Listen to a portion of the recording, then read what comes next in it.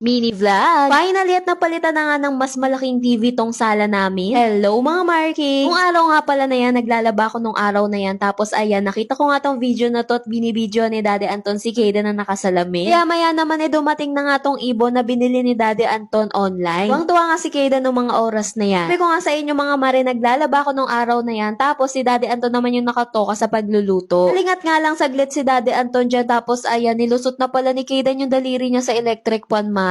Grabe, bigla talaga nanlambot yung mga tuhod ko nung nakita nga namin yung sugat ni Kayden. Katapos nga ng mga pangyayari na yon, hindi na nga umulit si Kayden na ilusot yung daliri niya sa electric fan. Walang nadala at natatakot na siyang tumabi sa electric fan. Date ko nga lang din pala kayo na tinanggal na pala namin yung playpen ni Kayden. Tapos nilipat lang namin yung sofa bed dito sa kabilang side. Buti nga at nabisita tong kaibigan ni Daddy Anton na ninong ni Kayden at ayan, may katulong siya sa pagbubuhat. Napagdesisyon na namin ni Daddy Anton na ialis na tong playpen niya since ayaw na rin naman nag-i-stay ni Kayden dun sa loob ng playpen. Lumuwag pa nga tignan tong sala nung tinanggal nila yung playpen eh. Sakto nga nung araw na yan, dumating na nga tong parcel namin na lagayan ng TV. Nabisita nga din itong isa pa naming kaibigan kaya ayan, to the rescue din siya sa pag-a-assemble. Ang lagayan ng TV pala mga Mare ay nabili ko lang sa Orange app kaya kung bet nyo rin yan, ilalagay ko na lang yung link sa aking bio. Nagabihan, pumunta nga pala kami dito sa Vista Mall Malolos para tumingin ng TV. Pag talaga gamit sa bahay, dito talaga kami bumibili sa Vista Mall. Vista Mall baka naman, cherry. So yan nga pala yung mga brand ng TV dito at yung napili nga pala namin is yung higher. Bibilhin namin talagang TV dapat mga Mare na brand is yung Samsung. Kaso nga lang yung Samsung na nandun is hindi siya updated, walang Google tapos hindi makapag-download ng app. Yung higher yung kinuha namin kasi updated na siya, meron ng Google tapos nakakapag-download pa. Ulat nga kami dito mga Mare kasi meron siyang pasunod na speaker tapos bracket. Galing nga kasi ang ganda talaga ng tunog ng speaker na yon tapos ang ganda pa. So nag-fill up na ako ng form dyan tapos binuksan na muna nila para makita namin kung okay ba ang lahat. Kung magbabayad na nga kami mga Maret, ayan na naman si Kayden, humiga na naman dito sa mga kama. Bago naman kami umuwi, nag-drive-thru muna kami dito sa Jollibee tapos ayan si Kayden kumakain ng favorite niyang fries. Fast forward mga Maret, ayan kinabukasan inasikaso na nga nila tong TV. Mga nagtatanong nga pala, 55-inch nga pala tong nabili naming TV. So nagbare na lang dyan si Daddy Anton tapos nilagay na nga tong bracket para mailagay na tong TV. So okay na nga yung TV kaya nag-vacuum at nag-mop na nga ako dito bago namin buksan tong TV. Grabe, ang sarap talaga pala sa pakiramdam kapag nakakapagpundar-pundar kayo ng mga gamit. Tuwa nga si Kayden dyan mga Mare kasi malaki na nga tong TV na pinagpapanooran niya. Bang inaayos nga ni Daddy Anton tong speaker at kinukulit siya ni Kayden dyan. Abe, sobrang linaw talaga at ang sarap-sarap ng manood dito Mare. Tignan niyo naman to si Kayden at nagtatatalon-talon pa. Ayun lang, salamat.